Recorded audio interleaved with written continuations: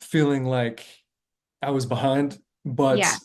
then I eventually learned to not compare and realize that everyone has their own path. Mhm. And you really are created for your path, and you wouldn't be happy in someone else's path. So why Amen. compare? Absolutely. Also, I want to point out that while you had everything falling around you, you were still working out. You were still going to the kitchen and making your dinner, and you're getting your protein in. And can you elaborate a little bit about how you maintained a healthy routine while living out of your car? Yeah, absolutely. So I just scaled it back. So I was so busy at one point where with the seven markets, I had eight actually, and then I dropped one because it was back to back to back to back with getting the ingredients, Mm. prepping, Yeah. going to the storage unit, all that. So I would just scale it back to whatever I could do. So if Mhm. I could only get a quick 30-minute workout in one day, for the week, I would do that. And then, the following week, if I had two opportunities to do a 20-minute workout here, 20-minute full body workout there, I would just get it in when I could because any stimulation helps to maintain rather than falling off the bandwagon and Mhm. then, jumping back on. Because people, when they fall off, they typically stop eating healthy. They just kind of spiral, downward spiral. Yeah. And also that kept me with, feeling good, staying in my routine and Hmm. feeling like I had some kind of progress. So yeah, I just would get in when I could. If it was a quick run, quick workout, and then eventually I had more time. But also to share, I learned to yeah, enjoy the little things and really just appreciate living in the moment and speaking to the barista and enjoying that interaction, looking forward to a nice little dinner or like Hmm. movie or reading. So yeah, just so many lessons, but that could have I been. applaud you. My book back there, you can't see it. It's a glass half full. It's a perspective shift because it's all about looking at our life as our glass is half full, not half empty. And we really get to choose how we view our life. And also, I think we are bigger than our excuses. And one thing I really want to talk about is failing forward with you and how you hold a Guinness World Record, and that was before all this occurred, right? Yes, So kind of like you really hit a home run and then things really were hard for you, but when things were still hard, you still kept your momentum going. You knew fitness was a part of your life and meant to be a part of your life. You knew how it allowed you to feel as a human. So you prioritize that. And I think in our culture, I hear it all the time of here's my 17, reasons I can't do these things for my health, for my own health. And that's not me trying to harp on any clients or anybody because I love everyone I work with. I've done this myself, but your story is inspirational because you chose, okay, wait a minute, I have all the excuses. Anybody could say, oh, you're living out of your car, your situation didn't work out. Okay, take 6 months off and just, but you kept the momentum going.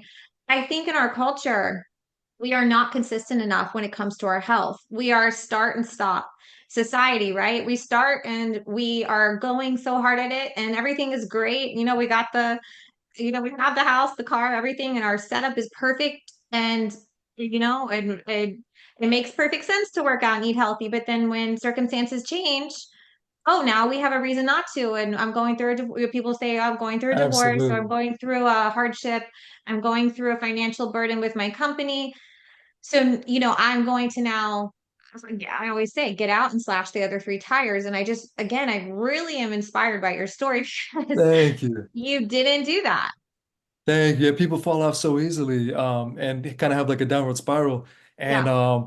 I just realized that there's no point. It's how, like you Mhm. said, it's how you look at things. And I knew it was Mhm. temporary. I knew it wasn't going to be like the rest of my life. Like I never, I wasn't like homeless on the street because of like, drugs or alcohol or anything. It Sure. was just It was circumstances. circumstances. Yeah. Yeah. And luckily I had my vehicle, and I was able to drive and work and make progress. But Yeah. definitely, yeah, outlook. Just deciding to um keep going, and also the only true satisfaction in times like that is some sort of forward progress instead of Amen. Yeah. just feeling sorry. Yeah, for Yeah, sure. what in fact, you feel 10 times worse if you just sit still, right? Yeah. So momentum and movement, I mean, days when I was going through clinical depression back in my teens, early 20s, I had to choose to put one foot in front of the other. It was sometimes hour by hour. And it was like, okay, I know I feel better when I eat this way, so I'm going to do it. I don't feel like doing it, but I'm going to go scramble the eggs. I'm going to go pick up the dumbbells. I'm going to go out in natural sunlight. I'm going to go take time to read the Bible. I'm going to do things that I know even though I don't feel like it and I have all the excuses in the world to not, I'm not going to do that. I'm not going to give myself that excuse. I'm going to keep going. So I That's think our amazing. culture needs to hear more of this, like we need to be taught to get uncomfortable a little bit and understand that the most successful people are not the people that are running maybe the marathons. It's what they're doing behind the scenes, those little wins. Like you said, you had a couple 20-minute workouts, but you kept that momentum going while still living out of your car and trying to run this business. So fitness is obviously something that you fell in love with at a young age, like you said, 16. Can you share with the audience about more about how you won the Guinness World Book of Records? Like, how did you actually love to hear the process of things? So, like, how did you even get to the place where you could compete for that? And what did you win? What did you compete? What area did you compete in? And how did you win? What did you win? Definitely. And first I want to say it sounds like you have an amazing story as well. And Thank I you. definitely want to hear more of that another Yeah. time. Hey, I'll come on your podcast. We'll do a swap. Perfect. Deal. Sounds Yeah. good. The so the Guinness World Record, I with training my whole life and pushing boundaries, I realized that I wasn't far off from certain records that were related to relative strength. So basically how strong you are in relation to your body weight.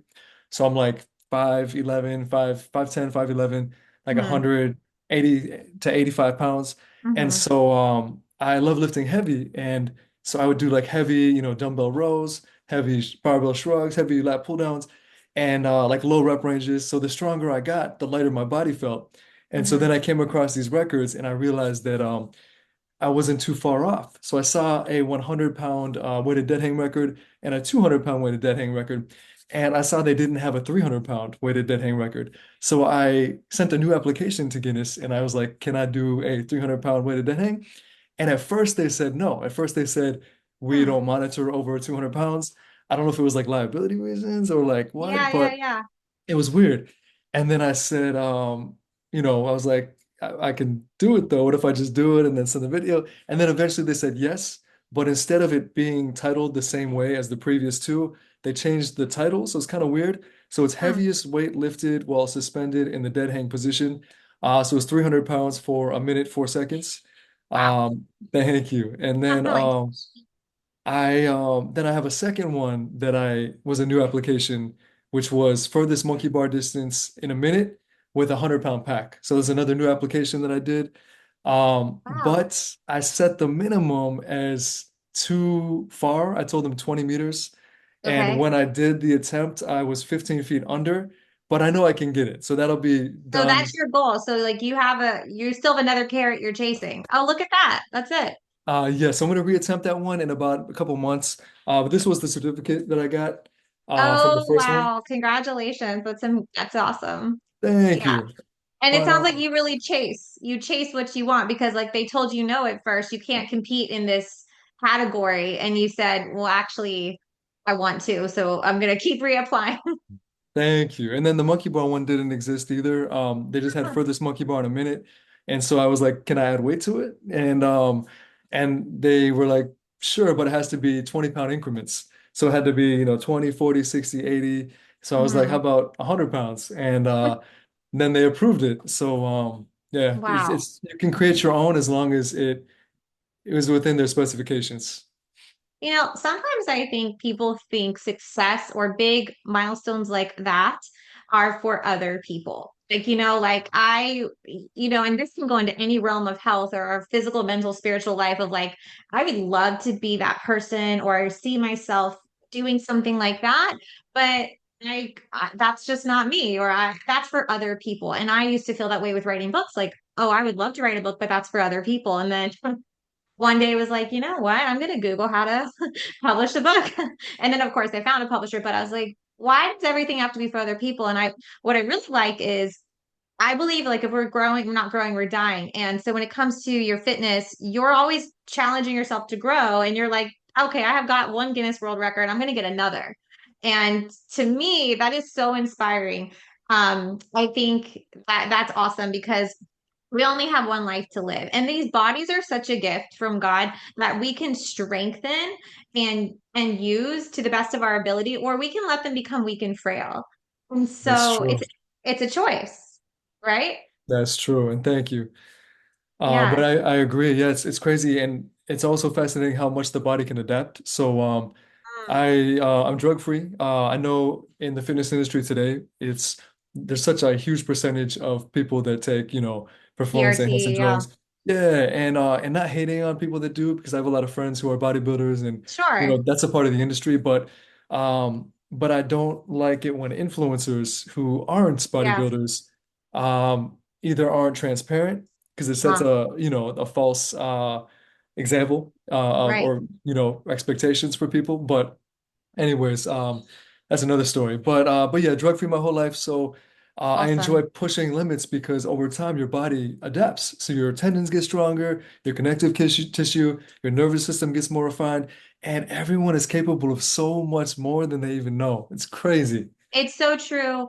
My spine is fused, and so I was always like told that, I was gonna have some limitations, and I could have just broken through all those. I'm like, I'm gonna keep doing all the things, and I've done all the things. And Nice. my grandfather, he got blown up in the coal mine.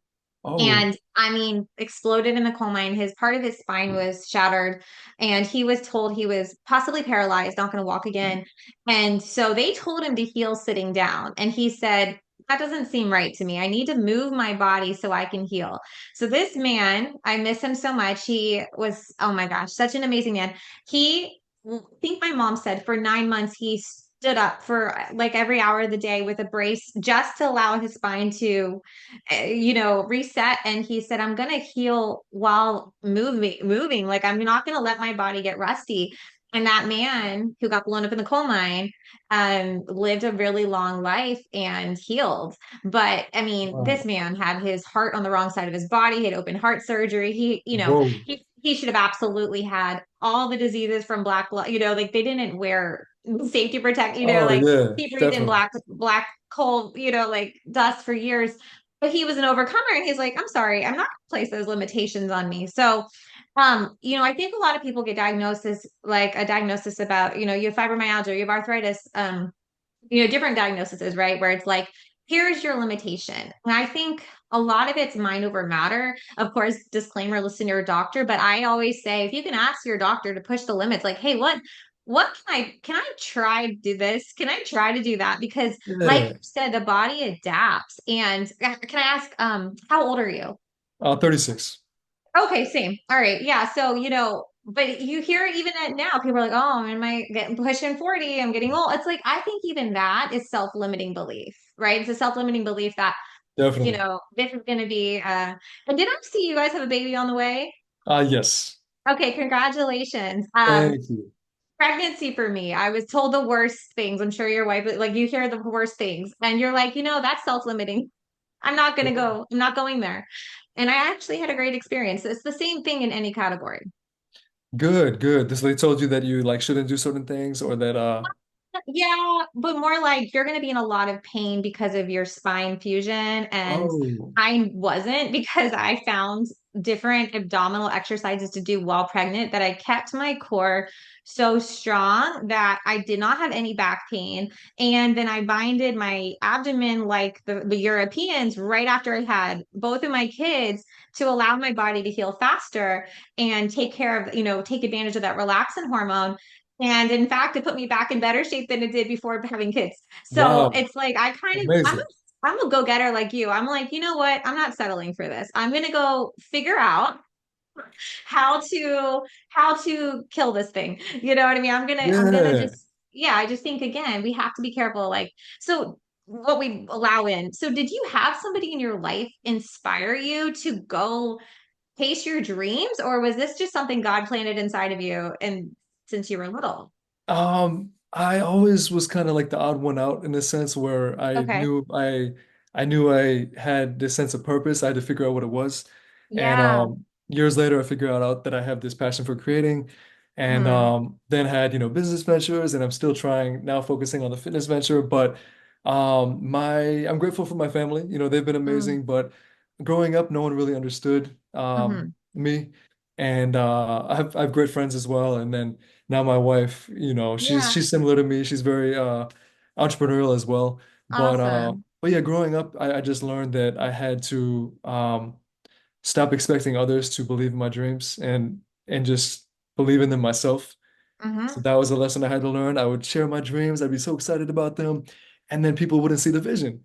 Uh, Yeah, you know what I mean? And so it was very like absolutely. discouraging. Yeah, I'm sure you can relate to that. Yeah, I actually wrote a chapter in my book coming out called Create Your Own Stage because I felt this calling to do more public speaking and talk about health and wellness. And our culture's sick. I think we can agree on that. Like our culture is really we have 6.9% of us are left that are metabolically healthy. That number has to change.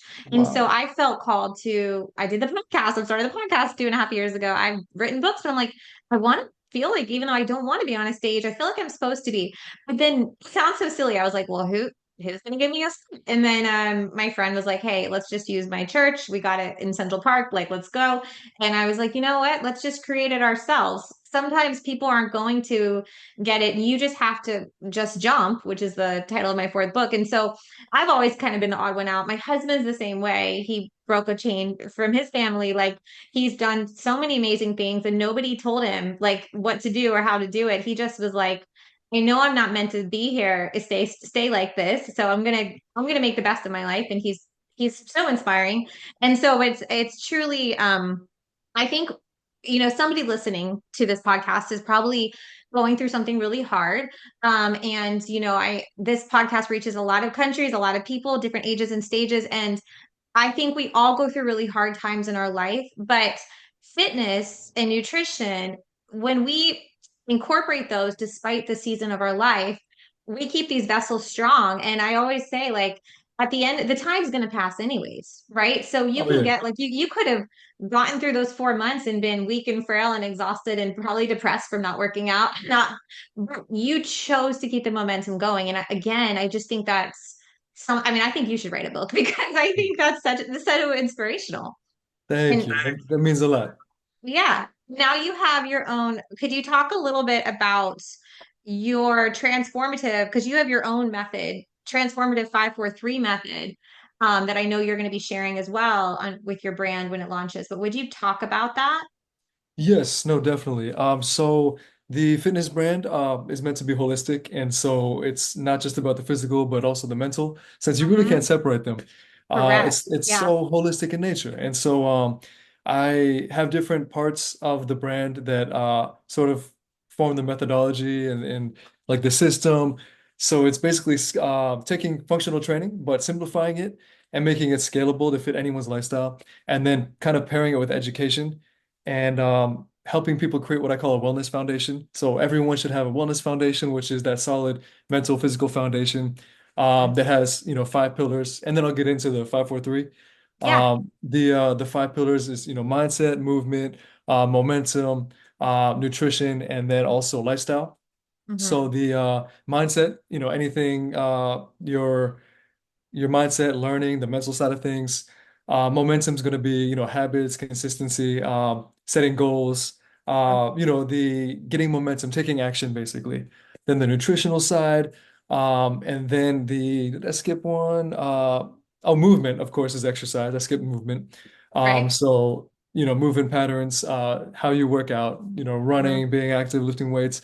And then the lifestyle side, number 5, is basically how it all comes together. So creating that well-rounded lifestyle of your dreams for long-term success, and just bringing it all together, basically. The 543 is a way of sort of finding balance.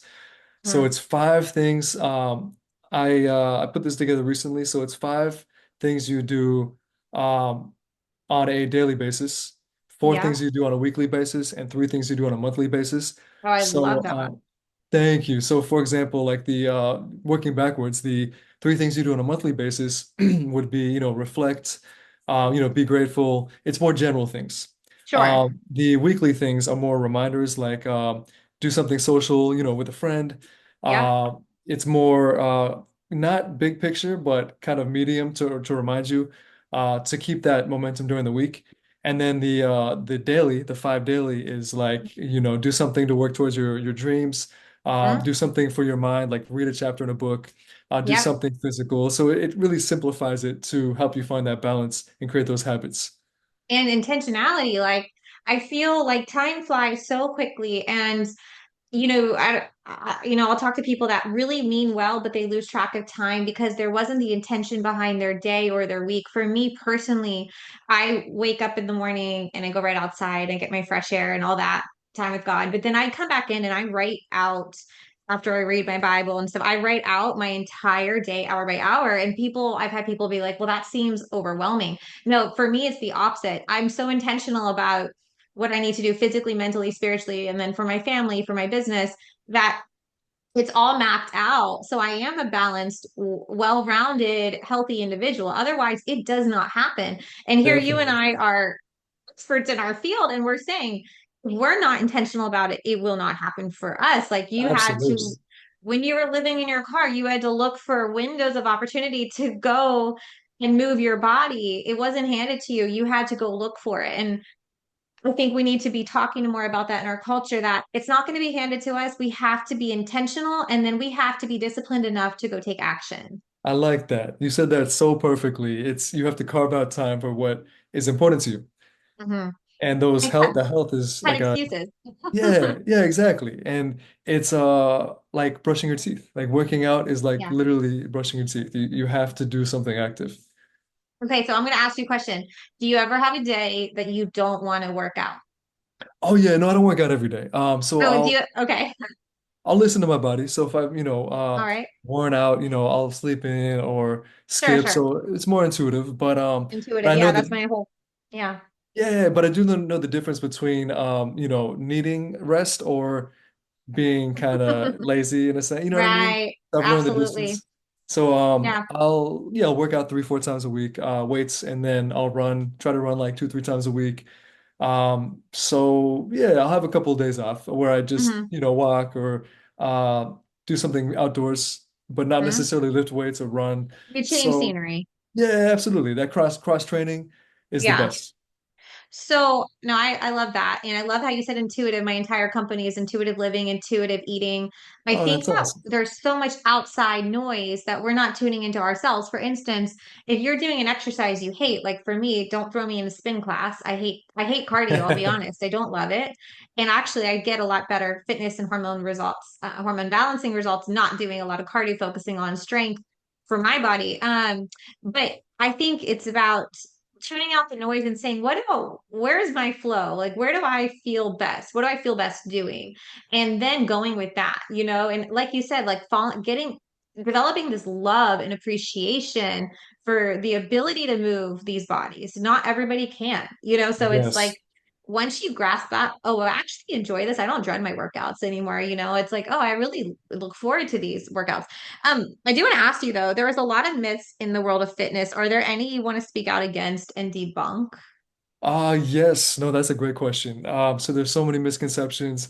One is, what we spoke on recently, Mm-hmm. the time one, where people think they need Yeah. a lot of time Oh yeah. to be in great shape, and you literally could do, 30 minutes 3 times a week and be in amazing shape. Amazing Um, shape. Yeah. yeah, they don't need a lot of time. Or another one would be, um, let's see, there's so many. I'm trying to think. Huh. Um, the Yeah, even just kind of elaborating on that, even one workout is enough to, maintain from like one 20-minute workout once a week Yes. is enough to maintain. Of course, it's not ideal, but like I said, You're in keeping the busy, muscle activated. you got it. Yeah, keeping the muscles moving, the stimulation, keeping that Hmm. momentum. Other misconceptions, I would say getting bulky. A lot of women think that they're gonna get bulky from lifting weights, and you're not going to. It's actually really hard to, Really hard. Yeah. yeah, We as don't you have the know, same it's hormonal composition. It's just not, yeah, it's not going to happen. Yeah, I mean, even for guys, it takes time to build lean muscle. So Yeah, yeah, weight training is amazing for women, especially lifting heavy, yeah, low reps, all rep yes, ranges for sure. yeah, absolutely. So what are some practical ways that one can maximize more movement in the gym and like break past some self-limiting beliefs? Absolutely. I would say kind of assess where you are. So learn movement patterns and find where your weak points are. If you don't know Mm-hmm, how to do, a hip hinge properly, you're not going to be able to do deadlifts or, Romanian deadlifts or any kind of hinge movement. mm-hmm, So you want to learn movement patterns and make sure you know where you're at strength-wise, so you mm-hmm, don't do too much. So then start small, and if someone's intimidated, they can start with a walk or a run or a bike ride once a week, and then incorporate a weight training day, just body weight at home, learning movement patterns, applying, and then from there they can go to a gym. So literally baby steps. But if mm-hmm, they want to jump right in and want efficient workouts in minimal time, they can always do opposing muscle groups. So they can do full body, literally, um, like a leg exercise, like let's say squats. And mm-hmm, then while they're resting, they can do like dumbbell chest press. While they're resting, they can do a dumbbell row for back. mm-hmm. Literally three exercises in like, In you know, one. yeah, three minutes. You Yeah. could do like 2 rounds of that or 3 rounds of that. You can even add like a vertical push, like a shoulder press and a vertical pull. So opposing muscle groups, and then Mm-hmm, like a core exercise. You could do like 2 or 3 rounds of these groupings and be mm-hmm. done in like 15 minutes. I believe in a 15-minute workout. There's times where I won't have my 30 minutes, because a kid's sick or something, and I will lift a little heavier and in 15 minutes, and I feel great. And I don't beat myself up about it. And in fact, I'm like proud of myself that again kept the momentum going. That actually just happened. My son was sick last week, and then I got sick. So it's but I was like, I feel the need to move. No, after I That's got a good. little better, after I healed. And one thing I want to say is, our insulin receptors are in our muscles, right? And we are dealing with so much insulin resistance in our culture, and we have this Ozempic craze. And I'm just, I'll say it that we're looking for this fix. But if you look at our ancestors, the reason they weren't overweight, and it's not for a lack of Ozempic, they truly were